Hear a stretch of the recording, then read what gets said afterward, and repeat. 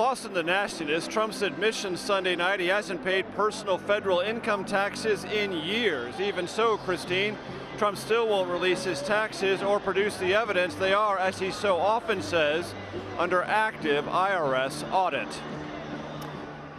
Now, you know, RNC Chairman Reince Priebus held an emergency call Monday night, Major, and he told members that the party stands with Trump. Let's take a listen to that real quick.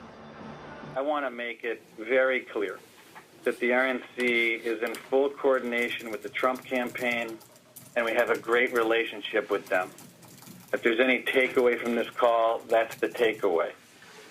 Nothing has changed in regard to our relationship, and we remain very much involved and together at all levels of making these decisions on how best to run the operation across the country.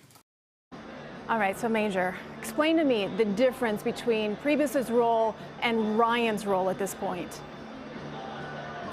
Well, Reince Priebus is the Republican National Committee chairman, and it's worth noting how unusual and almost without precedent that statement from Reince Priebus was at this stage of a campaign.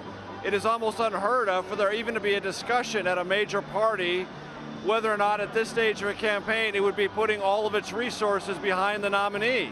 Of course it would be under normal circumstances and with a normal nominee. These are not normal circumstances. Trump is anything but a normal nominee. And over the weekend, there was a pause in RNC activities on Trump's behalf until after the Sunday debate.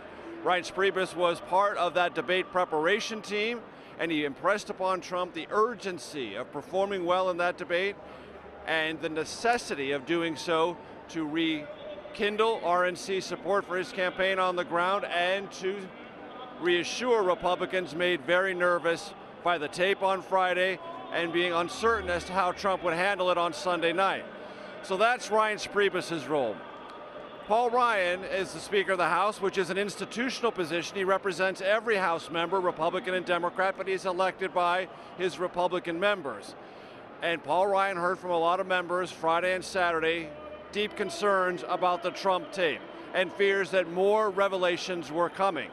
And his initial impulse was to denounce Trump and say, you all are free in the Republican Party conference to, if you have endorsed Trump, disendorse him, run as fast as you can from him. But on Saturday night, Ryan was persuaded to wait until Sunday's debate, let Trump make his performance, and then let members tell him what they thought. And a good number of House Republicans said, hey, leadership, don't get squeamish. Don't run away from Trump. He was nominated fair and square. He's got a ton of votes from Republicans who participated, some for the first time in these primaries. Stick it out with Trump. That's what we want you to do. Ryan said, you know what? I'm not going to campaign for him, and I'm going to let every Republican who needs to, for their own congressional race, make up their own mind. If that means running against Trump, do it.